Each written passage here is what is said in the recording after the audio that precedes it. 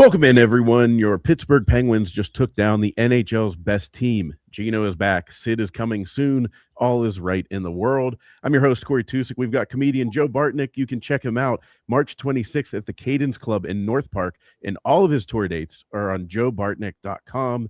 And as always, we've got the great Josh Yowie with The Athletic. Thank you to our sponsors, Bill Neopus and Danny's Pizza and Labatt Beer. This segment is brought to you by Labatt, and it's brewed for the chirps, the rivalries, and the sacred art of trash talk. Labatt, brewed for the roast. And Joe and I will be enjoying. Joe's already enjoyed a good amount of his Labatt. But more. We got to say, shout out to Jay Lou for hooking us up with Labatt's. Oh, yeah. Thank you very much. And I'll keep it simple here, Joe and Josh. The Penguins absolutely dominated in Colorado. They dominated the Avalanche. And although nothing is guaranteed in this ridiculously tight playoff race, I'll ask again, did the win last night finally get people to respect them and get them to think, okay, this team's for real? I would think so. Probably. It was also a nationally televised game, both in the United States and in Canada. So there were a lot of eyeballs on the Penguins. And what they did last night, what really got my attention, at the end of the second period, the Avalanche pretty much quit. I mean, you could feel it in the building. They were done because the first period was actually pretty evenly played and just wildly competitive and entertaining hockey. And the Penguins beat them at their own game. They just outskilled them and outskated them. It was an incredible performance because a couple of nights earlier in Utah, I thought that game, like the Penguins won that game. That was just guts and balls, you know? I mean, they were down 2-0. They didn't really have their A game, and they just kind of willed their way to that win. Last night was different. Last night was just a display of the talent, even without Sid, that they have. That was one of the more startling performances from the Penguins that I think we've seen in the last few years. Not just to get 2 points in Denver, but the way they did it, the way they went about it, Joe, that was, I think everybody who likes the Penguins went to bed in a good mood last night. Absolutely, Josh. I went to bed very late too to get up for morning radio, but I had to. I mean, because I until it got a 4-goal lead, I was still nervous. We said on the radio last week, pretty soon he goes, I said, he reminded me this morning because he said, Joe, you said you'd sign for 5 points out of these 10. I said, yes, I would. So now it's bonus edition on Wednesday night against Carolina. I just thought it was an absolutely dominant performance by every single man on that roster. The heroes abound. But let's go first to the number one hero, the Hall of Famer, the guy on Mount Rushmore. You talk about a turnaround, Josh. I mean, he went from I call it the Claude Lemieux. Because when you go from the penalty box to the back of the net, I just had a feeling when he took that penalty, he was going to come out and score. But we had to kill off the penalty first, and we did. And that's what I'm going to get to. Not so much that he got 2 goals and a brilliant assist to Rusty, but I thought his interview, basically to you, was the best thing. It was the second. It was almost as good as the game because he said everything you wanted to hear. I want to thank my teammates. I made a mistake. Hopefully it never happens again. I'm not worrying about my contract. We'll worry about in the summer. I'm here for the long run.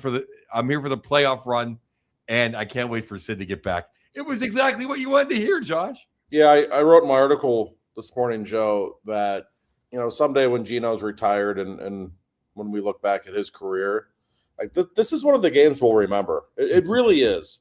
Because he was in the spotlight to such of an extreme. Sid's out.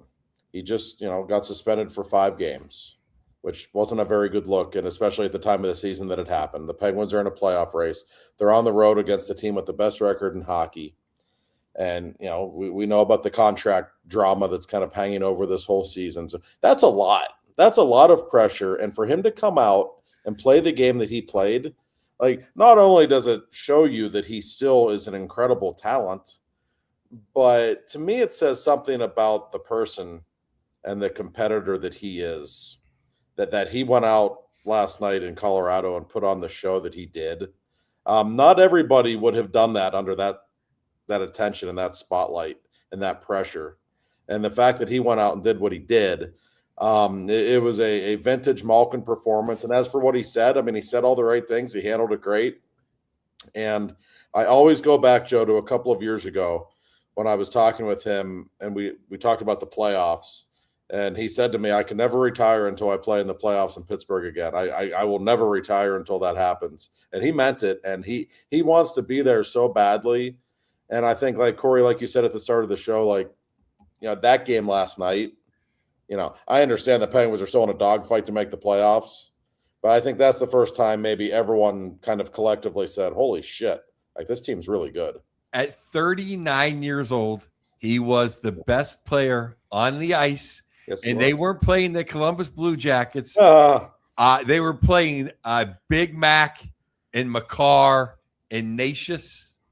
It was a lot of talent on that ice. And it was so Gino-like, Josh, that in one of the greatest moments of all time for him, of course, like it was ESPN was showing a Boston, New Jersey overtime until its conclusion. I know.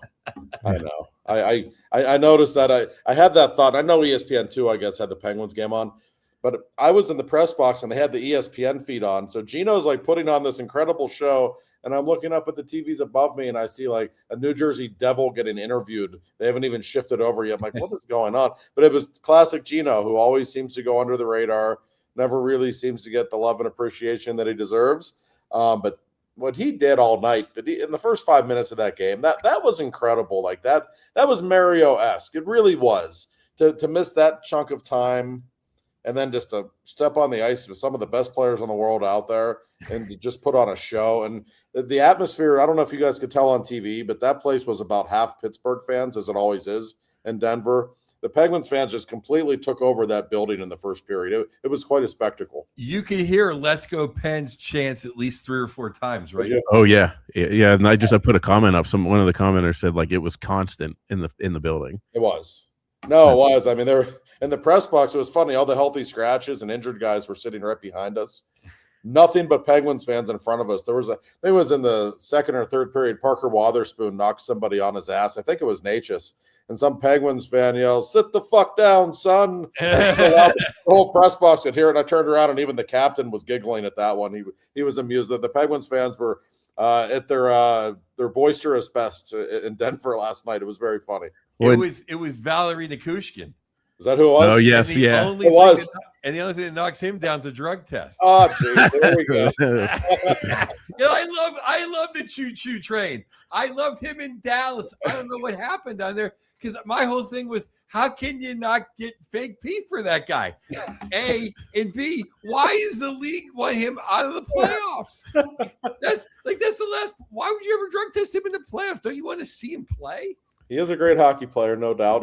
We should talk about the Avs later because they're actually not playing that great right now. Nope. They haven't for a couple of months, but nonetheless, that just felt like a heavyweight fight last night. It's not like the Avs didn't show up. They threw 17 shots on goal in the first period. McKinnon, every time he had the puck, was buzzing. I mean, it was. I thought the first period was the most entertaining period of hockey that we've seen all season. But the way that the Penguins just hung around with them and then just took it to them the rest of the game. And I mentioned Wotherspoon. How physical were the Penguins last night, too? Wotherspoon was knocking people. Clifton beating the hell out of people. You had, 4 or 5 times, like there were like thunderous hits in that game from the Penguins. It was a physically impressive performance. Wotherspoon played an incredible game. But I'll tell you who else I think maybe played the best game I've ever seen him play. And he's been impressive most of the time this year. I thought Ryan Shea was awesome. I was hoping you were going to say him because he was so good. And he's been good all year. He doesn't really have bad games. But what he did last night, the penalty killing that he did, he's an unrestricted free agent this summer. There's a guy you don't let go. He's earned himself a nice little raise. He's only 29 years old. He is such of a solid presence for them. Yep. Great guy, too. And I'm glad you brought him up, Joe. He was so good last night. Yeah, if you make sure you sign Blake Lizotte, I think you got to make sure you sign Ryan Shea. Yes, pretty quickly. I loved Muse's lines last night. Did you? Anything in particular jump out at you? I thought putting Mantha on top was great. I thought Elmer showed the glue man. He looked really good on the fourth line. I love how Dubas just all of a sudden got a bunch of 6'5" guys that weigh over 230. And he doesn't look as soft as I thought he was going to be based on he's reports. Playing a lot tougher than he did in Detroit. No, there's no doubt about that. I mean, he absolutely is.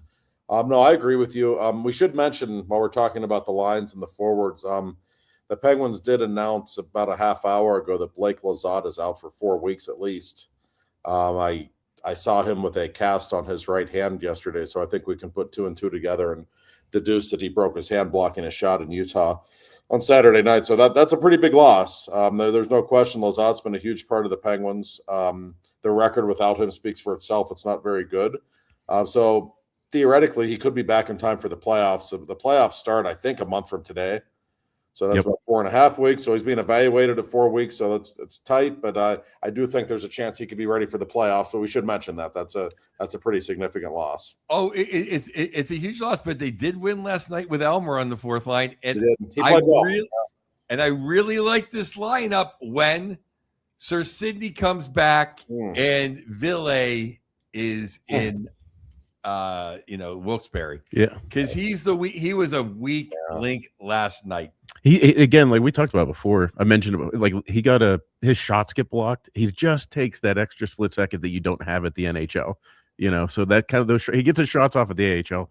But I agree with you. I mean, I think when he's gone and Sid comes back, and by the way, did you guys see the clip of Sid reacting to Gino's goal? People were sharing around like Sid had a huge smile on his face in the press box where the goal he scored right after the penalty. So, I can't wait to see them on the ice together. And I mean, Josh, I don't know, how long are we looking at? Because you optimistically were thinking at some point during this trip, right?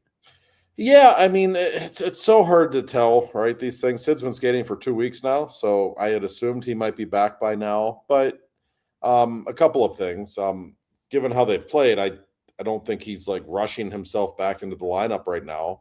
And he's, he doesn't like the play. Most athletes are like this. When something doesn't feel right in his body, I think especially at his age, he doesn't want to take a chance and screw up the rest of his career. That's something that I think we need to keep in mind. But that said, watching him in practice the last week on this trip, he looks pretty good. I mean, he looks like Sidney Crosby. He's going pretty hard. And I was told a couple of weeks ago that this was a 4-week injury. That's the way they looked at it. And tomorrow makes 4 weeks from the day that the injury took place in the Olympics. So does that mean he plays in Raleigh tomorrow? Maybe. I don't know. But I really think either tomorrow against the Canes or Saturday afternoon at home against Winnipeg, I think one of those 2 games is when he makes his return. And just, he hasn't had any setbacks. And he was also getting some work in the power play yesterday, which he had not done in practice yet. So that's usually a pretty good sign that he's very, very close. The power play looks so much better, at least even in zone entries. I think just the threat of Malkin adds something. And I'm not trying to, I'm trying to only stay positive, but I think Avery Hayes, his expiration date hit, because I think they were so much better with Brazeau, because the kid line was just not getting it done. And people I was watching with were like, you're always getting on them because they're big Kindle fans. I'm like, I'm not blaming Kindle, but his line can't get the puck out. Right. No, I mean, it's like, and Brazeau, he's not old, but he just, his size and just a little bit, it's just having an adult on the ice. Sure. No, it makes a difference. I will say Avery Hayes, since that first incredible game in Buffalo, has certainly not been the same. But that happens sometimes. That doesn't mean he's not going to be an NHL player. That might just mean he's not ready yet. And that's okay. That happens.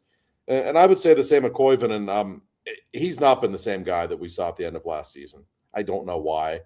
I don't know if he's overthinking the game too much. I think he might be. But, Joe, I've never seen the guy win a puck battle. He gets knocked off the puck so easily. It's going to be a major problem for him if he wants to have a long NHL career.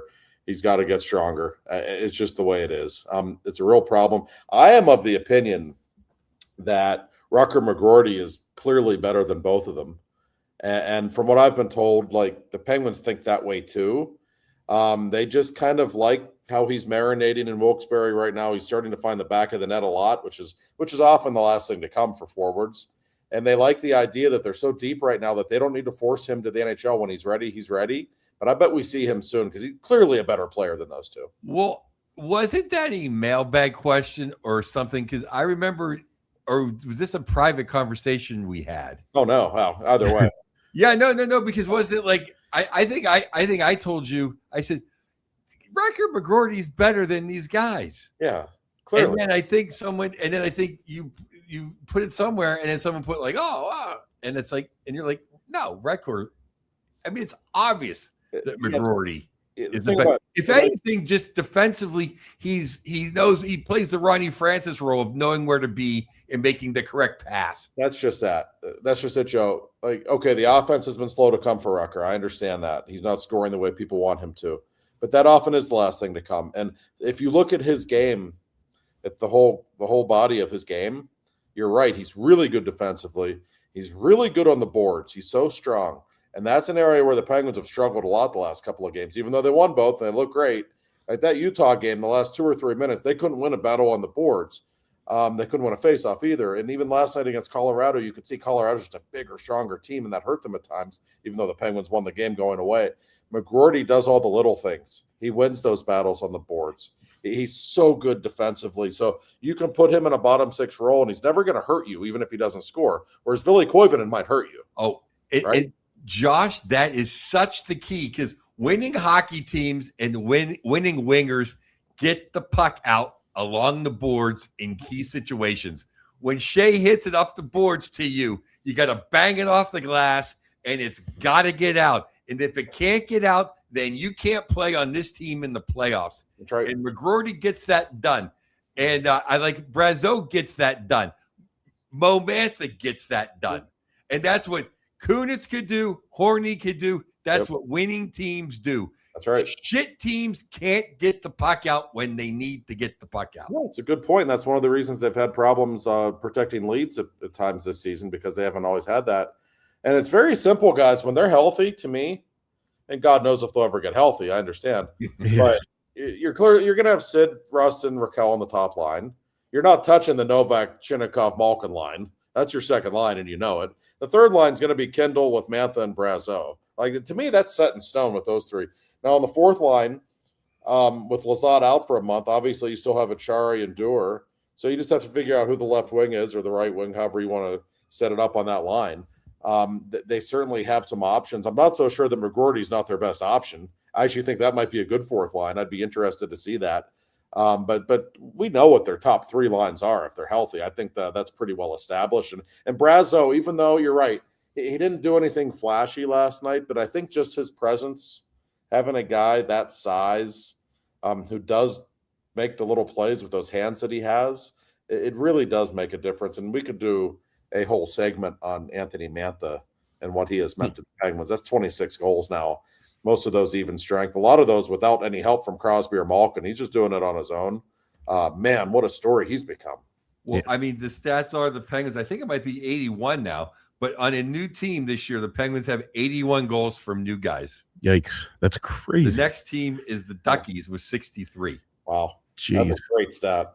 What a summer for Kyle Dubas. Yeah, and Mantha's just playing some hockey. But I think we all agreed since Kabali was on with our camp update, when we finally broke down the Penguins, we all agreed these 12 forwards are playoff caliber. We were worried about the D, but then all of a sudden we have Ottawa's Senator Carlson and Shea and Wotherspoon are playing like they're Islanders. The way Erik Karlsson is playing right now, and I hammered him as much as anyone the last 2 years, and deservedly so, in my opinion. And I'm not going to blame Mike Sullivan for all of Karlsson's shortcomings the last 2 years, the way everyone else has. But I also have to give the coaching staff credit for getting this out of Karlsson, and I give Karlsson credit too. This is the best we've seen a Penguins defenseman play in I don't know how long. This stretch of hockey from Karlsson. He's been great all year. But what he's done, like when Sid and Gino were out, and again last night, Joe, like this is dominant hockey. He's one of the best defensemen in the league right now. You will not convince me otherwise. And it's every single night. The artistry that we're seeing from him, just the genius level hockey IQ, the plays he's making, it's unbelievable. I mean, if you want me to go back through the archives, it's literally like playoff Gonchar and the doctor. No, and 2016. I don't say. I mean, It's hard to think of somebody else. Letang was unbelievable in 2016. He was. I would give him some credit too. Okay, yeah, you're right. I'm not. I know I shade him a lot. I wasn't trying to. I'm just. No, I know. But Carlson, like this is all world stuff we're witnessing every night. I mean, well, like I also too like the power play. Letang never looked out in the power play. Only Gonchar like that. No. Yeah. I would certainly agree with that.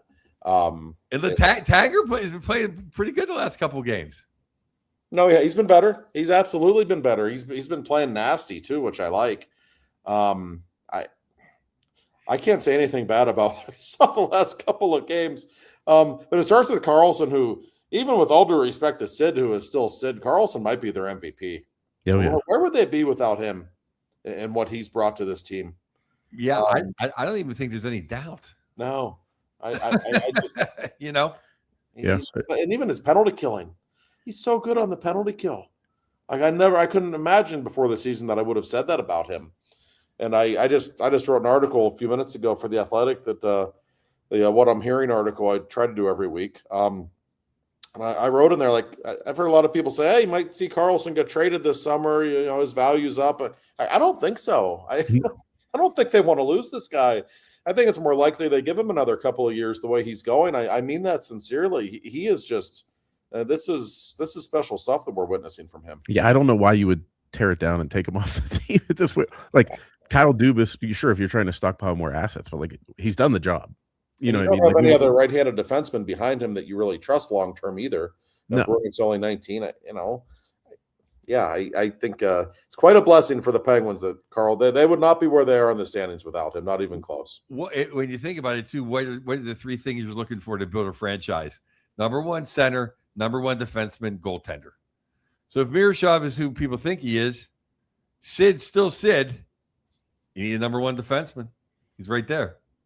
You already have him. Yeah, and the way he's playing at a discount. Jeez. I wonder. I didn't see anything on ESPN because it was local here. Did they talk about Gino or anyone else getting traded too? Like, geez, they always bring that crap up. It's like they'll be in the first round of the playoffs. They'll be like, oh no, do you think the Penguins will trade Gino? Like, come on. Yeah, Carlson's been unbelievable, and I also want to mention too. So we got. Mantha's close to 30 goals. Brian Rust suddenly is, I think, 5-6 goals away from 30 goals again. Can we talk about Brian Rust and just the Mr. Consistency? Like, he is just so consistent, and he, in many ways, has been like the baseline for the Penguins since he came into the lineup 10 years ago. Well, there's a reason he's Joe Bartnick's favorite hockey player. Hey, I got it right here. Since 87's been out, Rusty 8 goals or 8 points, 4 and 4 plus 4 over 21 minutes, almost 22 minutes. Mo Mantha 7 points, 4 and 2, 11 shots, about 17 minutes. Raquel 6 points, 2 and 4, 2 goals, 5 assists, a plus 5, about 20 minutes. It's called stepping up. Those 4 in Gonchar are doing it. Gonchar? You mean Carlson? Oh, Carlson. That's how much. That's how much I've turned into love Carlson, because Gonchar was my favorite D since the doctor. Yeah. I almost didn't catch it. I was like, oh yeah, it was good. No, and I sat down with Brian Rust. I think it was the day after Gino. We knew Gino was going to get suspended, and I asked him about how the team was going to survive without Sid and Gino for a while. And he just didn't even look at me. He was looking right through me, laser focused as only Rusty can. And he basically said, we're going to be just fine. You watch. He is such of a competitor, a very proud member of the Pittsburgh Penguins. Anytime you talk with Rusty, invariably he'll just bring up the organization and how much respect he has for it and how much he loves being a Penguin. And I remember a couple of years ago, I said, hey, there's a rebuild coming. Teams are going to want you.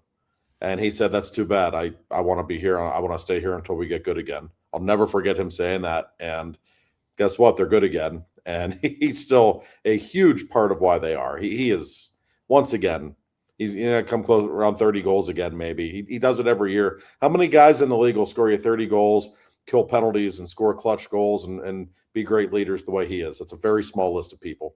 Well, I don't know if J. Lou, put something in my drink, but I will say this: one of the only 2 or 3 things Ron Hextall ever did that was correct was not trading Rusty, because he was trying to. And I remember saying that guy should be the Penguins' next captain. He's the guy you want around, even over Snake, when everybody's gone. You can say that guy played with Sid and Gino, and he has 2 cups. That's the guy wearing the C in 2029. If you look at every Cup team too, they have a Brian Rust. Like they have 3 of them. They have 4 of them. Yeah, I mean, Rusty's the king of those kind of guys. That's what I mean. But and he does it every year. Yeah, you know what I mean. Like there will be like that guy, like a team wins a cup and they have a Brian Rust level performance for 1 year. Yeah. You know what I mean? And just the fact that he's done it for 10 just blows me away. Like his consistency. I don't know that I've ever covered a player. He's 33 now, I think, and he just gets better every season. And the way he has turned himself into a complete player. Now, we always say with him, when he came up a decade ago, he was just skate and shoot. That was kind of all he did. And he did it pretty well, good enough to be in the NHL. But his complete game now, it's so impressive. And we know how much Sid loves to play with him. I think he trusts Rusty as his line mate as much as he's ever trusted anyone. Can't say enough about him. How about that shot last night? I mean, 5 years ago, it's right in the crest. Yeah, right. No, that's what I mean. He's just refined his game in so many different ways. And there's nobody you'd rather somebody like Ben Kindle be around than Brian Rust. Maybe other than Sid, but I mean, Rust is one of those guys. You want young players around him. I always say about him, he does not wear a letter on his sweater. He does not have to, because he is one of those guys who is just off the ice, the human being that he is, stuff he does in the community. He has a charity that he works with. He's got kids after games outside the locker room. They might lose 6-2 and everyone's in a bad mood, and he's still out there talking with those kids every night. He's just a quality human being. Hey, there's nobody better than the Rusty Razor. And as much as I want him to wear an A, I don't want him to wear an A this season. That means somebody's hurt. Yeah. He's been wearing the A too much, actually, this year. Yeah, this is true. but before I forget, guys, I just called this up. We were talking about the fans in Denver who, there are certain cities where there's a lot of Penguins fans. Denver is outrageous. It's literally 7,000 or 8,000 of them at every single game. And I actually, before the game and after the game last night, I found myself at the Big Penguins bar in downtown Denver. Joe, I don't know if you've ever been there, but I wanted to give them a shout out. It's called Society Sports and Spirits. It's on Blake Street in Denver. I met so many nice people, Penguins fans, nicest people in the world. My new friends, Nick and Jill, they came all the way from Oregon. They come to Colorado to see the Penguins play. And by the way, they're big fans of the podcast. So on. There you go. They are. So I know Nick in particular. Salute, Nick. Big fan, Nick. And I told him, one of my goals in life is to get to all 50 states. And I've been to 43, and Oregon's one I haven't been to. So I told Nick and Joe I'm coming to crash at their place one of these years. And they seemed open to it, even though I'm a relative stranger. So you're a Kings fan. Hey, the way Bettman's expanding, they might be your mistress team. The Portland Ducks. That's true. I guess they can't be the Ducks because they have the Ducks. They'll be the Portland something. I mean, yes. But the Penguins fans in Denver, it's awesome. Well, it sounds like we should have a remote podcast there next year in Colorado. I think that's on the docket. Maybe Labatt will take us out there, and we can get to meet Jill and was it you say Jill? Jill and Nick, yeah. Jill and Nick. Thank you for listening. We appreciate you guys. Tremendous Penguins fan. I said to Nick, wait, so you're from Oregon? I think he was born in Texas. I said, why are you a Penguins fan? I got to ask. He said the same thing they always say when I ask that question. Mario. There it is. They were great. Yeah, Mario's the best. I feel like Sid's going to do that a lot too. There's a lot of people I've met, younger kids that they're Sid. I mean, they're not kids anymore. Jesus, they're probably 20, but right. They're like, wait, you were around when Sid was drafted? Yeah, I'm a dinosaur. He's such an outstanding human being, Sid. Obviously, Mario is, but it's that people just attract him as a human being. Yeah, people. You know, I don't know if you saw, the Penguins just tweeted this about an hour ago. It's been kind of a running joke all season that Noah Chari had never gotten 10 assists in his career in one season. Well, he got his 10th assist last night. So he actually posed with Sid and Gino in the locker room afterwards for a picture with the puck. It was absolutely – and Gino looked at him. He said, when did you get assist tonight? And Chari said, on your first goal. And Gino's like, oh yeah. It was very funny. Good thing he's there 3 years and Gino would know who he is. What did what with the why did you know why Gino paid I'm not gonna say Gonchar Carlson to Shaving Cream Rusty? Was that an old I don't know why they did that really. I just think they were feeling good and just felt like, you know, messing with Rusty. I don't know that there was much more to it than that. But no, it seemed like just good clean fun, but then it came out that Gino had. Well, yeah, I know. I don't know. I think they're just in a good mood these days and feel like, you know, just doing dude things in the locker room. I don't know. I can tell you though, this team, like it's such of a cliche to say, but this team, like that locker room's different this year. That's a really tight knit group of guys. They are all just kind of living the good life right now, very clearly. When's the last time it hasn't felt like this to me? Now you're in there every day as an outsider. It hasn't felt like this since like 2008, 2009. Like fun, yeah, just like relaxed, fun, kind of young. It feels like they're a bunch of young kids, even though Gino and Sid are older. Oh, it is, and some of the new guys they've brought in too. Like if you don't like Stu Skinner, there's something wrong with you. He just he has a presence about him in that room. Everybody loves him. Like Parker Wotherspoon's a great guy. Like all these new guys are. I mean, they just sometimes teams just fit, and it's easy to say, well, you know, it's like that when you're winning. That's when, but that's not always true. Like I've covered teams that didn't always like each other, that just had so much damn talent that they won anyway. But this team, I mean, there are no bad apples in that locker room. There is a tight knit feel. Like it's like a bunch of small neighborhoods. You got a few Russian guys now, and you've got like with Mantha and Letang and Gerard, you got the little French connection. It all blends together, and I'm telling you, it's as the kids like to say, the vibes are very good in the Penguins locker room right now. You know what it felt like whenever they did that video with Connor Clifton when the Pens put that out on social media. That shit was gonna kill him. I know. I'm like, I was sitting there. I'm like, really? They picked Connor Clifton? Like, I didn't know the guy. So I'm like, boy, you know, thinking back to years past where some lower rung guy going around doing that, and I was like, oh, they're having a good time. They're enjoying themselves. And he's another one. He's the life of the party. That guy. And how about him, Joe? In the third period when Gino was getting into it, stepping in and taking care of business. I know you like that. You know, finally, how long has it been since someone fought for one of the two big guys? Yep. Oh, no. And don't think that didn't go over well in the locker room. I promise you it did. Not that Gino can't fight his own battles, but they don't really want. Well, we see what he does. Yeah. he uses a nuclear deterrent. And that's why I always would tell people, like, Sid, he doesn't have the Gretzky thing, but a lot of people play pretty clean to Sid. And Gino, people just know he'll take your head off. That's right. No, that's right. Because he has, and he did. Yeah. We have seen on a few occasions, yes. So, no, you're absolutely right. How does he come out? I saw Ivany got called up now, or is off conditioning. You can't take him out of the lineup. No, I mean, Gerard's going to be back soon, and he's going to be in the lineup.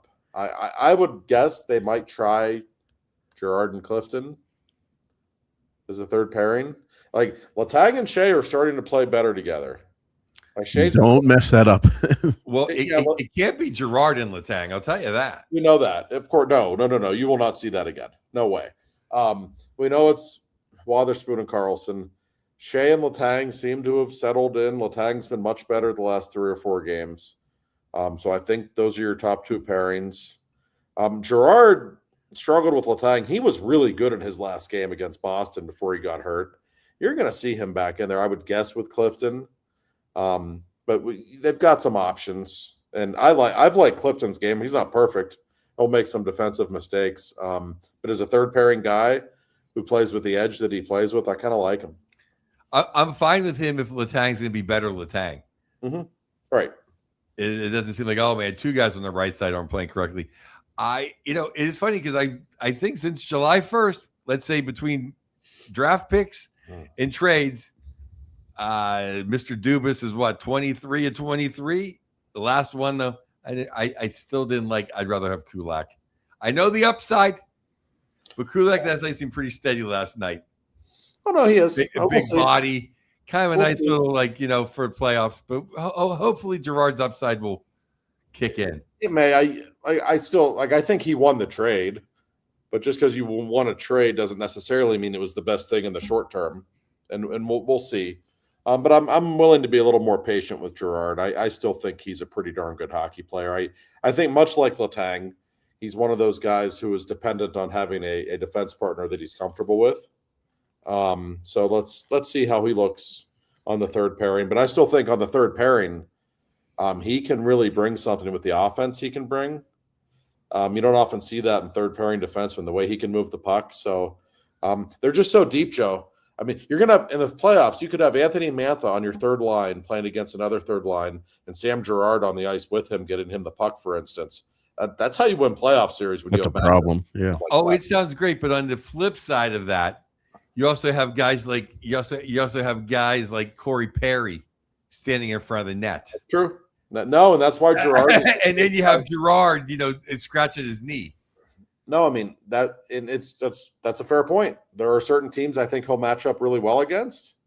Certain teams he might not match up well against. He's not a big guy. That's every player has a flaw. That's his. Yeah. And the Russian guy, I'm not going to try to pronounce his name. He plays a pretty good game, but he makes one or two mistakes per game, almost like Letang, but not Letang-esque, just different. And he's another one that he's a big dude. I think he matches up against guys like Corey Perry pretty well. Right. And he's not afraid like Colorado or Carolina. I don't know. He's not really a great skater. So we'll see. But I appreciate the depth that they have. And you still have guys like St. Ivany and Graves around who are not the worst options. If you have a couple of injuries, you need to throw someone out there. They're in a pretty good spot on the blue line, I think. And the way Shea and Wotherspoon stabilize things for them, that cannot go overlooked. Those two are so valuable. No, I mean, I actually think that, like I said, we thought they'd be a playoff caliber forwards. We never saw them being playoff caliber defensemen. And Shea and Wotherspoon definitely are. And, it's, you look last night and you see how great they are. And you just say, if they didn't blow one of those couple games that they just flat out blew before Christmas, and just broken clock theory, win a couple shootouts, we wouldn't be stressing out at midnight. We're only up by 4 goals because we're tied with the Fishermen. Yeah, they're a damn good hockey team, Josh. They're a damn good hockey team. Yeah, as I said, if that were the case, there'd be like a showdown for first place in Raleigh tomorrow night. And literally, that's what we'd be talking about. Thought we were going to finally win one there on the shootout. Listen, this team almost never loses in regulation. That's a good thing. I mean, I understand the shootout frustrations are valid, and the 3-on-3 play hasn't always been good either. But they don't do that stuff in the playoffs. That's the good news. And this team right now, 5-on-5, is a top 10 team in the league. It's got the second best penalty kill in the league. It's got like the 4th or 5th best power play in the league. There's a lot of things to be excited about with these Penguins right now. I don't know who their number one goalie is. It doesn't even matter. Just pick one of the two because they've both been really solid. I mean, they were so dominant, and that's why McKinnon quit after 2 periods because he didn't want to play 3-on-3. Yeah. He hates it. He didn't want to come back and tie the game. Why would we want to do that? 3-on-3 is a bastardization of hockey. Of course it is. So I mean, yeah, it's. This takes me back to 2007. Remember, the Penguins went like some crazy streak where they had not lost 4 games in like 30. Like they had a bunch of shootout losses or whatever. But it goes to show you that the shootout and now 3-on-3 overtime can really taint records. You know what I mean? Like when it comes to evaluating them for a playoff, how good they are in the playoffs. Because you look at the Islanders, you're like, look at the Islanders, really that good? Like, come on.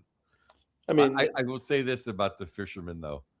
The rookie's insane. Oh, he's nuts. They got the best goaltender, And Barzal's playing like Barzal was supposed to play a few years ago, and Horvat was an Olympian.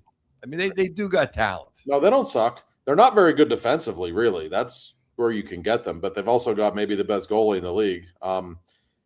I know Penguins history well enough to know that I don't know if you'd be comfortable playing the Islanders in the first round. No. They're not bad. Guys, I'm just blown away by the East in general. Like there's somebody tweeted this morning, and it's actually true. There's a real chance somebody might get 100 points and not make the playoffs. Like think about that. That's never happened before. But there's like 10 teams right now on pace for 98 or more points. Everyone in the East, all the way down to the Ottawa Senators, who are the second team out of the playoffs, would be bet in first place in the Pacific Division right now. No. I mean, like that 10 teams would be in first place in the Pacific Division. Remember all the talk earlier this season, Joe, about how the East sucked and the West was so great? Like we're not talking about that anymore. And the West is a little top heavy with Colorado and Minnie and Dallas. But other than those three, like, I mean, if you look at the best 12 teams in the league, I think 8 of them are in the East right now. I really do. It's a deeper conference. And this playoff race is incredible. Yeah. I'd have to think. Well, you say 3. You say the 3 Central. I'm a big. I think we talked Ducks last week. I'm a big Ducky guy. No, I like the Ducks. I think the Ducks got it going on. Vegas is still not. They miss Pietrangelo too much. Yeah, in my opinion. But I never count them out. No, and I don't know what's up with Leon. Leon's not playing tonight, right? I think I heard that. No, actually, I was going to bring that up whenever we get to that around town, but the news came out he's out for the rest of the regular season. Whoa. While we're so he might be out until the World Championships. That's the case. Yeah. So you guys want to get to Bill real quick and then go back to that? That sounds like a good transition. Thank you for the news there. I mean that and that's a big one. And we'll jump to the around town first because I think that kind of touches on a couple things we want to talk about. Yeah, sure. And Mr. Bill Neopus was out in Las Vegas. And Josh, can I share publicly what the picture? Of course. All right. Corey. Myself and Bill and a few of our friends indeed not only attended the Carrot Top show, but also had a little meet and greet with the Orange Man himself. Very nice guy, by the way. So that was quite a thrill. And of course, I'm talking about our great friend Bill Neopus, the leader of the Neopus Insurance Group. Unbelievable guy. Got to spend some time with Bill in Vegas. And boy, here's the thing about Bill. We're in Vegas. We're having fun. We're going to Carrot Top. He's at Penguins games. You know, we're actually sitting in the sports book. And I'm like, Bill, why aren't you watching the baseball game? What's going on? He's on his phone because of all the weather going on back in Pittsburgh. He's got people calling him left and right because of all the insurance issues. And the professional that he is, of course, he's taking care of people even while he's off the clock for a little while. That's in all seriousness the kind of guy Bill is. So it's the Neopus Insurance Group. You hear us talk about them every week. You can trust them. Whatever your insurance needs are, they'll take care of you. And I'm going to give you Bill's number. It's 412-364-3388. I'll give it to you one more time. 412-364-3388. Give Bill a call, whatever your insurance needs are. Talk about hockey a little bit. And oh my God, there's the picture. There we are. Is there no better testament than the guy who takes care of his customers? Then you're sitting at a sports book in Vegas and he's still taking your phone call. Exactly. That's all you need to know. Seriously. That's the kind of guy Bill is. There's myself and Bill and then a Carrot Top there on the left side of the picture. The picture says 1,000 words. I don't know how many words that one says. Everybody's Matt, Dwayne, and Adrian as well in the photo. And Carrot Top's a lovely man, Joe. He really is. No, he really is a nice guy. Did Sid get the picture, the autograph picture? Yes. And he was impressed, I assure you. Yes, I hand-delivered the autograph picture. Carrot Top sent Sid a picture wishing him good health. And Carrot Top even blacked out a tooth in his picture since Sid's a hockey player, just to make a little hockey prop reference as only he can. That's awesome. Well, yeah, let's get to the Oilers stuff. That's kind of our around town segment, and then we'll get back to looking ahead after we get some Danny's Pizza in here. But I want to bring up, speaking of Danny's Pizza, we've got the Leon Draisaitl news. We'll get into that. But Alex, actually, the owner, he commented and said, when you get rid of a cancer like Jari, it sure improves the morale, doesn't it? And then Joe shared this with me. I think Alex sent this over to you. This lovely meme. Scott Wedgwood was pulled from tonight's game against Pittsburgh after giving up 3 goals on 5 shots for a .400 save percentage, or as they call in Edmonton, a pretty good goalie performance. You gotta love Alex. He knows his hockey. He knows his power. So I mean, you've got the Tristan Jarry problem where he is such a mess, and now, so we'll get into that. But Leon Draisaitl out for the rest of the regular season. Yeah, I see. All the reports coming out now. Leon with a lower body injury, expected to miss the rest of the regular season. They're already the most top-heavy team in the NHL, Joe. I mean, we know they've got Connor McDavid and Leon Draisaitl and Bouchard, but boy, after that, it's not a very good hockey team, and they give up goals in concerning ways right now. And I'm actually looking at the standings. Like, Edmonton is still about 5 points clear of being knocked out of a playoff spot. They're lucky they play in the Pacific, Joe. If they played in any other division, I don't know that they'd be a playoff team. And without Leon Draisaitl, boy, oh boy, is that a big problem for them. And they use him all the time. Yes. He never has a night off. If him and Jesus aren't producing, they don't win. You never hear like, oh, Nuge had a 5-point game, or Casper Gary Cabinet had a 3-point game, or hey, they got scoring up and down. They never do. No, it's always Jesus and Leon, and that's it. That's right. No, and I mean, I'm actually looking at the standings a little more closely. San Jose is 5 points behind them, but they have 3 games in hand on Edmonton, and they play them, I think, 2 more times. LA is only 4 points behind Edmonton, and they have a game in hand. So, like, they're not a lock to make the playoffs right now. That's the situation that we're looking at with the Oilers. And the goaltending situation, listen, when the coach comes out and says, Tristan needs to get his confidence back up in practice, that's just not something you hear about professional athletes very often. And we know Jari was sent to Wilkes-Barre twice. And I'm not here to, mock Jari. I think I've made it pretty clear he wasn't always my favorite person to deal with, but he does have talent. There's a part of me that feels bad for him because he obviously isn't handling the pressure in Edmonton very well right now.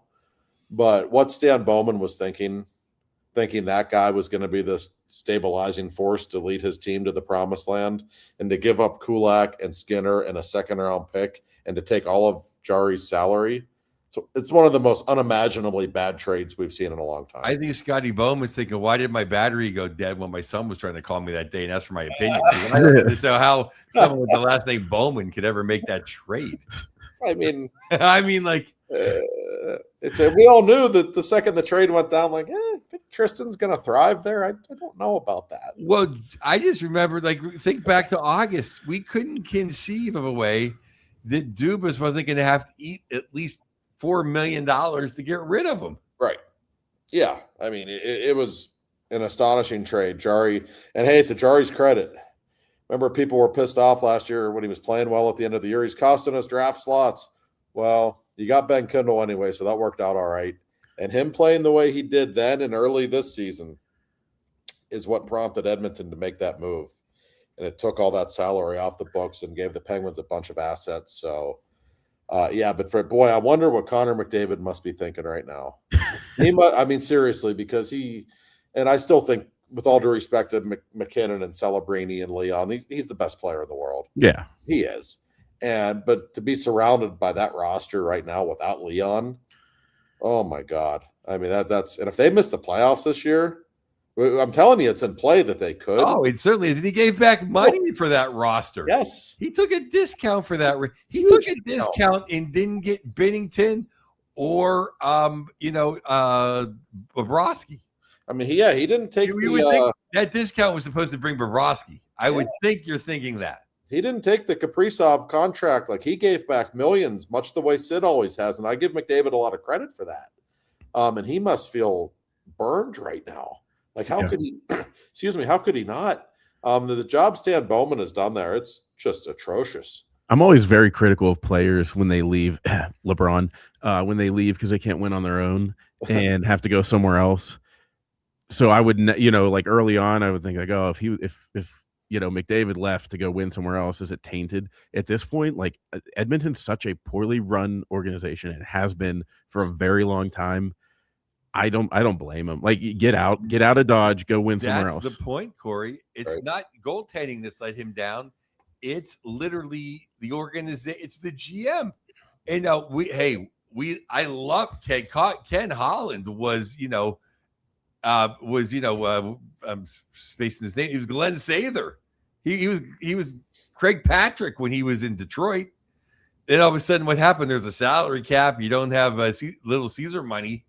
He stunk in Edmonton. Mm-hmm. No, that's right. And it doesn't help that a lot of players just don't want to play in Canada. That's for financial reasons. That's become an issue. But it's going to be very interesting, assuming Edmonton either doesn't make the playoffs or departs the playoffs early, which I don't know that they will, but I think there's a real chance of that now. Just to monitor McDavid in Edmonton and how much longer he wants to be there. I don't say that on any inside information. I wonder, he turns 30 next year. He's not a kid. He turns 30, I think, next January. And to see that roster continually decline, get worse while he's been there, must drive him crazy. It has to. Well, I'm going to go on record right now, because I've said it a few times now. I think in 50 years, history's going to look back and say the link is Sid to Celebrini. I think Celebrini is the next real big thing. And it sounds sacrilegious to me. He's a little cross between 66 and 87. I think I said this last week, but he won last year as an 18-year-old. He won the puck battles, more puck battles than anyone. His winning percentage. That's over Barkov. That's over everybody. No. Yeah. And as a teenager, only one person has over a point a game on the road as a teenager. His name was Gretzky. No, I mean, makes you jump. I know, and I think McDavid is a great hockey player. And I jump out of my seat when I watch him play too. There's just something about Celebrini, and I can't believe he didn't beat us in the Olympics when he had this. I know. But one good thing that McDavid does have is he's going to be able to try to win the World Cup of Hockey in Calgary and Edmonton. Talk about bending over backwards to make sure McDavid's. I wish I had his agent. And how stupid! You want the world to pay attention. You're going to put it in those two cities? You can't put it in New York, Boston, Montreal, or Toronto? The people that live there don't even want to be there. I'm kidding. I'm joking. But, yeah, it's like, where do you put it in the silo where nobody pays attention to it? Well, the NHL's never been very good at knowing how to promote its league, that's for sure. And this is just an extension of that. You're right about Celebrini. He's special. He's going to be the best player in the world. And he plays like Sid stylistically. He reminds me of him a lot, and which is to say, he plays like playoff style hockey. Like you're right. Those battles on the board, just the little stuff that he does, those are things that win games. And he puts up 1.5 points a game, which doesn't hurt either. By the way, he's 19 years old. I mean, he's absolutely incredible. I think the world of him. But I still look at McDavid and I don't really hold him all that responsible for the fact that he doesn't have a ring. I know some people disagree with me. He put up 2 points a game in the playoffs the last 2 years. I know Game 7. Okay, he didn't get a point. Josh, I love you, and we very rarely disagree. But you know who scores in Game 7s? 99 and 66. Well, I know. I also tell you, Bobby Orr. You want to be pushing the Holy Trinity. You got to come up in Game 7. And I will counter that by saying Sidney Crosby has 3 goals in 18 Stanley Cup playoff games or final games. Not that he wasn't great in a lot of those games, but sometimes you need a little bit of help from your teammates. Gretzky and Mario played with all-star teams. Yeah. Well, I mean, yeah, this just all good. This goes to show you, that's why I put up that image. I'll put up again so for people that know where, because it can't automatically goes up. Yeah. But that's why Connor McDavid looked this way whenever Edmonton won the lottery. Well, now I will say this: if I want to play devil's advocate with myself, it is reality that McDavid's never won anything anywhere at any level of hockey. You can the Four Nations, I think, is the only thing he's ever won. So we can't ignore that at some point. But he's had less help than any other all-time great players ever had. Put it that way. One more thing about around town before we get to the Lord's work and Danny's and then looking forward. But with the World Cup of Hockey coming up, what do you think Russia's going to be in it? I just wanted to get your opinion on it, because I've seen a growing number of players say that they want them, and then somebody, I forget who it was, came out and said, like, somebody that was an official said the 8 best countries will be in this tournament. It was Bill Daly said that. Was it? Is it swaying in that direction? I think Russia will be involved. And the fact is, this is an event that is like sanctioned by the NHL. It's not like the NHL said, "Hey, Gino, hey, Kucherov, you're not allowed to play in our league anymore." I have to think Russia will be in this tournament, and I'm willing to say that 90% of hockey fans want Russia to be in this tournament. We're talking about hockey. We're not talking about wars or politics, and it's not like not like Penguins fans weren't happy when Evgeny Malkin scored last night. That doesn't mean they think Russia should be nuking Ukraine. And I think people were able to separate the two, and I think Russia will be involved. I really do. It was a damn shame they weren't in the Olympics, because it was great. As great as it was, I didn't have to see some of those teams play. I could have seen Russia playing. All right. Because, I mean, Russia's top 12 forwards, it was nuts. I just want to throw a shout out to my mistress and the head mistress, the only person I've ever been shell-shocked in front of or starstruck in front of. It's on video. Andrzej Kopitar, yes, passed Marcel Dion, number 1 all-time LA Kings scoring, a record that stood for 40 years. And unlike Marcel, he has 2 Stanley Cups. And there was a meme going around, who's better, him or Bergeron? And it's great how everyone was just like, nah, even Boston, like, yeah, I'm a Boston guy, but I got to say Kopitar, because what I've said for a decade, if he played in Boston, Kopitar would already have a statue. I put that on Twitter, and somebody said, I said, as the Joe Bartnick always says, and somebody said, did Joe hack your account? No, good for Angie. He's as good defensively as Bergeron, and he also scores. Yeah, I mean, Kopitar, he's one of the great players of this generation.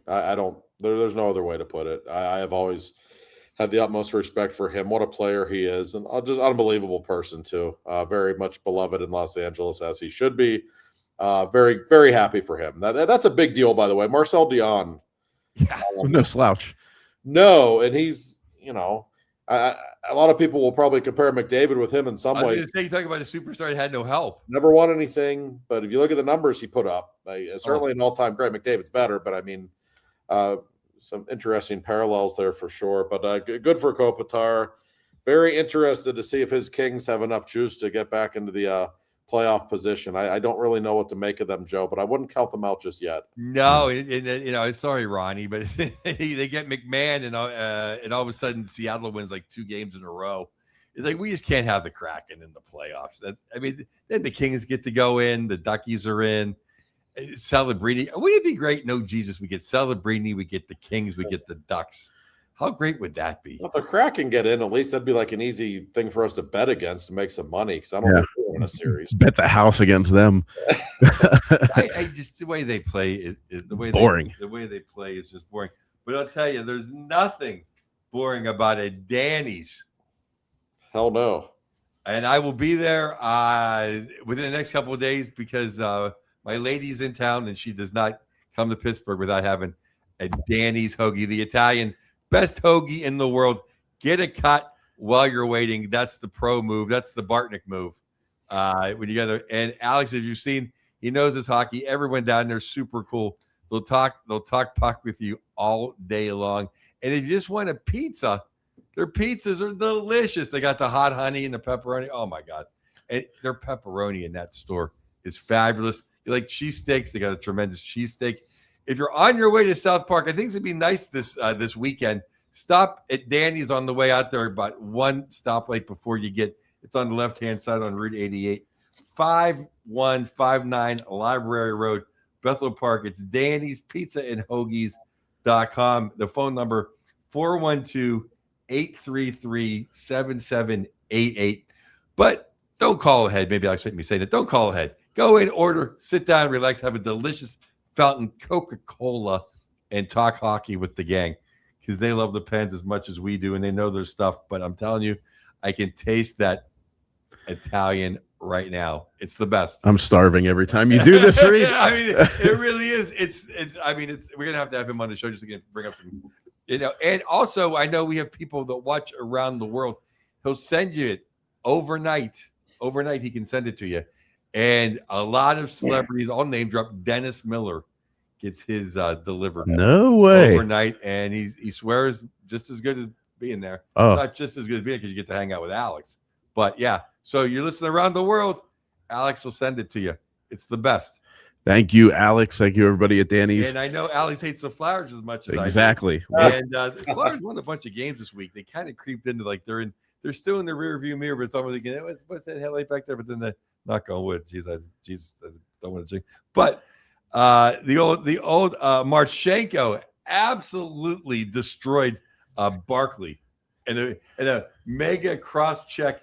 Pretty dirty. Loved every second of it. Way to go to our stepsons down there in Columbus. And I thought you were also going to go with another thing that happened in Columbus was the Ohio State Buckeyes. As much as I hate them, took out Porter Martone in the Big Ten tournament. Well, we got to watch out, because I work with Mike Pursuit. If you ever want him as our guest. Yes, good point. Good point. Never mind. Nothing happened in college hockey this weekend. Never go against Sparty. Yeah.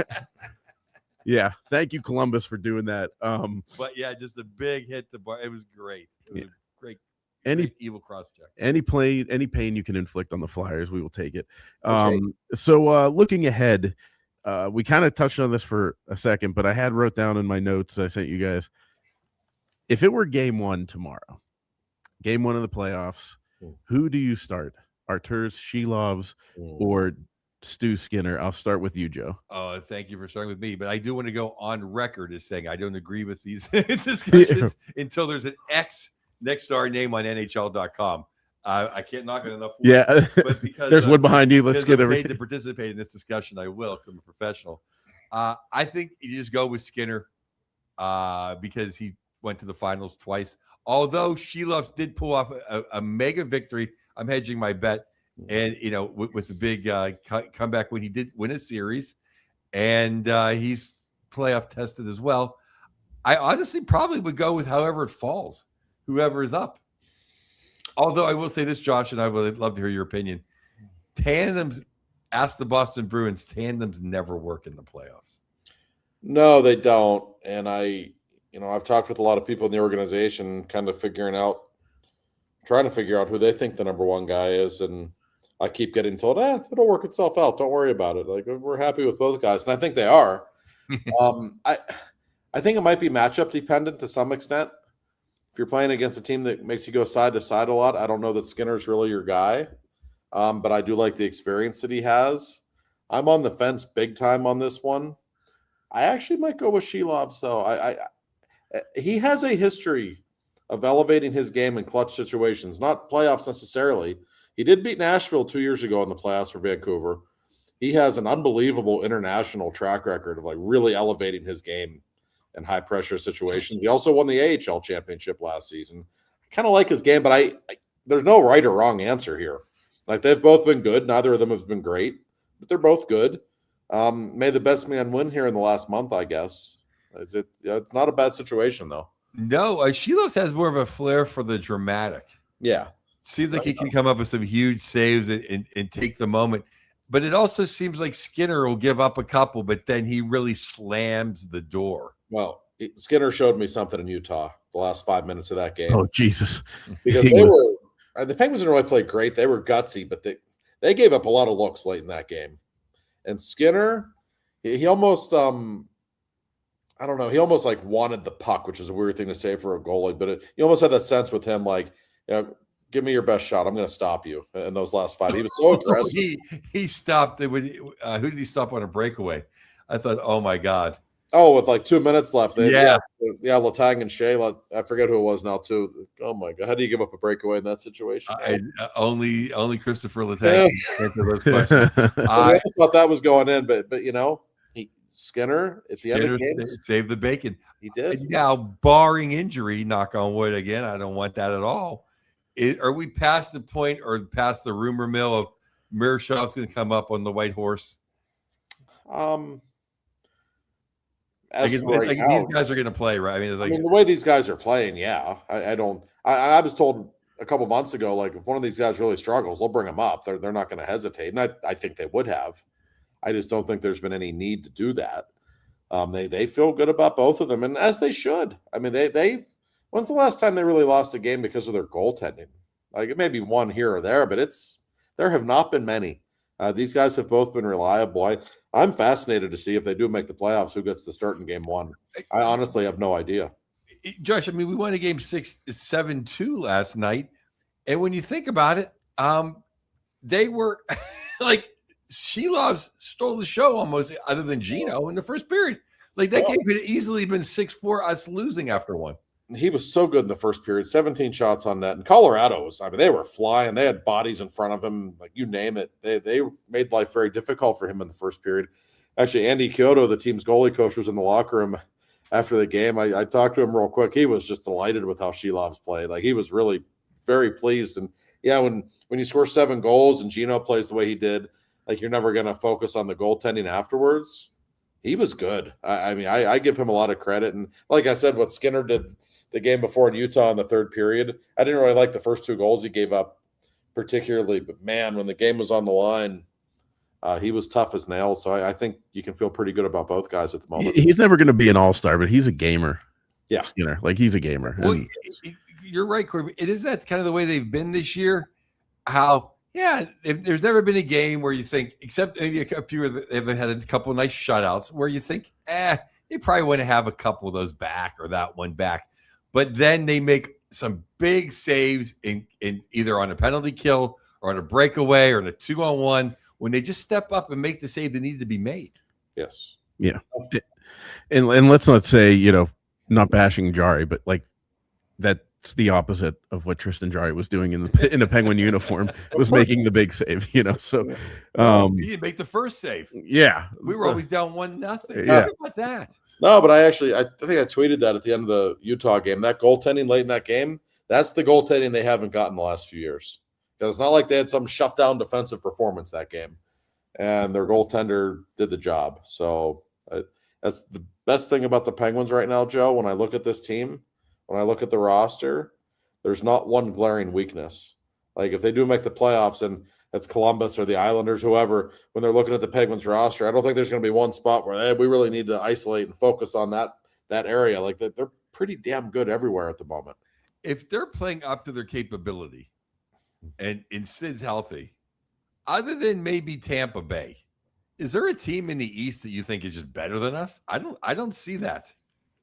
Probably not. I mean, I think Carolina is really good, but we know what they've done in the playoffs over the years, so it's hard to be all that intimidated by them. Buffalo, but it's like, okay.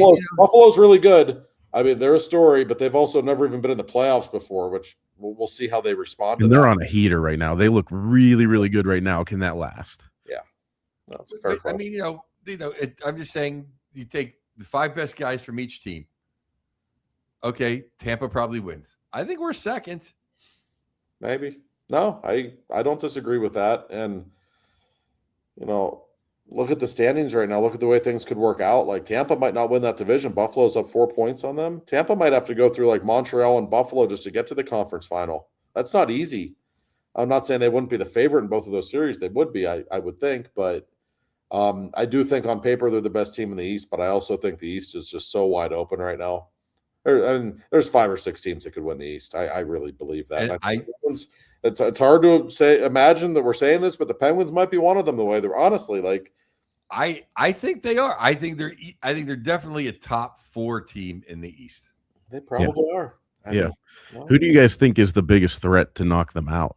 Because I mean that's the scary thing is you're sitting there saying I'm like they're like a top 4-3 team in the East, and I completely agree. And then you look at the standings, you're like, oh my god, like.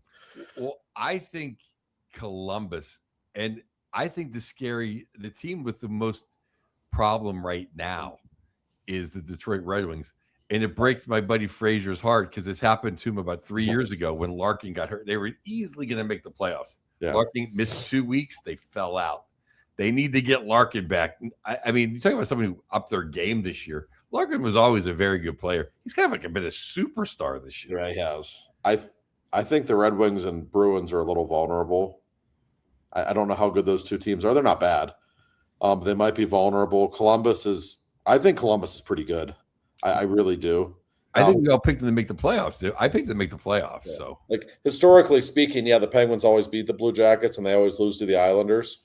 So it's probably easy to say, well, you want to avoid the Islanders and want to play the Blue Jackets. I don't know that that's necessarily the case. The Islanders are a wild card to me. Because I don't think they're a great team by any stretch. I think they have a couple of incredible players, namely an 18-year-old defenseman. But they can also beat you in a goaltending exhibition in any series. And as much as I like Skinner or Shelovs, they're not Sorokin. They're not. No. So that's the concerning part of that matchup. But honestly, I think you just throw 8 teams into a blender and see what happens. I think anybody could beat anybody in this playoff field. I'm not an Ottawa Senators fan whatsoever. They're probably like my second or third most hated. I know you hate their guts. Yeah, I know. Yeah. I don't want them in. I'm a little scared of them. Do you think they have a chance, Josh? Yeah, I think they're pretty good. I think they're another team. If you look at them on paper, they're pretty good. Like top to bottom, there's not much in the way of weakness there. They're really good defensively. It's just hard to get a lot of looks on them. And it works out well for you, Joe. I think you have a show the night the Penguins play in Ottawa on March 26th because the Penguins never win in Ottawa. So just to hell with the Penguins that night. Go see Joe's show. Yes, Yeah. Either that or we got to recall Yarko Rutu. Get him off the couch. That may be the last time they won there. Yeah. I think so too. Yeah. That's one thing. It's like, but when I'm on the West Coast, at least the game's over. I can go do it. Now I'll just be like backstage. The Russian guy just bored Giroux. Take the 5-minute major. Bring up Boko. Boko got the pickaxe the other day. Let's down in Wilkes-Barre. Let's let him take a run. Now we're talking. We've played so good this year. I think since Halloween I haven't weekly asked for my Boko. It's been a while. Yeah, it has. Yeah. Well, it'll be interesting to see how it plays out. And I'd be remiss before we go here. Last night, I was at my nephew's Penguin Cup championship game, Penn Trafford versus Hempfield. Fantastic game. You want to talk about the hockey culture in Pittsburgh? It was a sellout. I mean, people were showing up. I saw grandparents how about the showing crowd? up. I saw the video. Yeah. It was 1,000 people there, sold out. Awesome. And they were like rejecting people at the door. They're like, I'm sorry, but like you had to buy a ticket. Well, I guess parking wasn't $50. Yeah. No. But I got cut that one. Yeah. I gotta show this goal they scored. This is unbelievable. It's called the fake Michigan that they came up with. And if you know the Michigan play where it's like the lacrosse goal, I'm just gonna pop this up so that everybody can see it.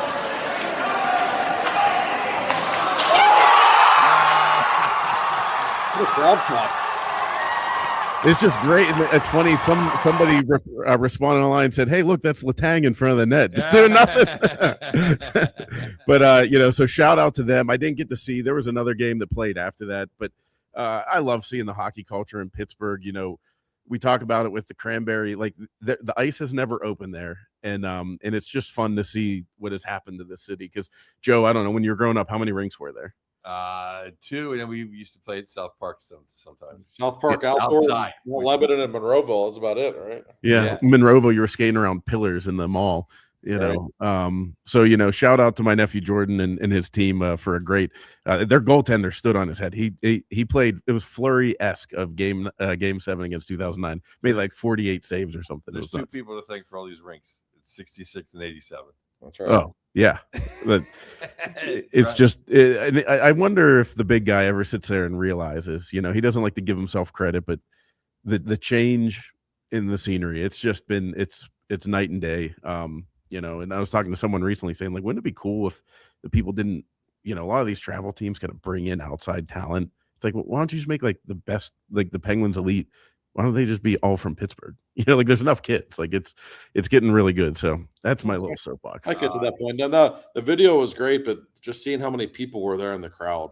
Yeah, man, 1,000 people at a high school hockey. It's pretty cool. That really is. And there was 3 of them that night. So like it was like all of them were sold out. Like each class had a game. So it's just cool to see, and it's come a long way since. I mean, geez, did you guys ever go to Golden Mile, Monroeville? Like on the edge of Plum and Monroeville. The only thing that Golden Mile had was breadsticks. Everything else was awful. I would go to my high school's club hockey team. It'd be 3 people there. Yeah, that's where Yager used to go get his skates sharpened because he liked the guy who sharpened his skates there. True story. Yeah, I do have a story for another time if you ever see us in public, but I did get to skate with Yager one time because he came to get his skates sharpened on a Saturday night. And me and my buddy, it was after like all the games, and me and my buddy were the only people. Every week we were the only ones there. And they were like, "Do you mind if Yager, he just got to the skate sharpen and he wants to come out?" And we were like, that's fine. One of the best. But anyway, so we appreciate you all as always. Joe, you got some? I have a few things to say. Well, maybe 3. To say how great Kucherov, say how great Erik Karlsson has been. He's been second in points. I think since Sid went out, only to Kucherov. Really? Yeah. How about that? And then I will be at Caden's Clubhouse. Come see me. March 26th. March 26th. And 2 days before that, I'll be at the Mario camp entertaining the guys. So if you paid to hang out with Mario, you're unfortunately get to see me for 20 minutes. So that's worth the price of admission right there. You get a Joe Bartnick set. That camp ticket's pretty expensive. Well, we appreciate you guys as always. Hopefully we can break this streak in Carolina, Josh. So do whatever you can. Do what Jimmy Krenn and Scott Paulson did. I'll be on the scene. I'll see what I can do. Yeah, go down and do the little voodoo dance that they did in the 80s in Philadelphia. So we'll talk to you guys next week.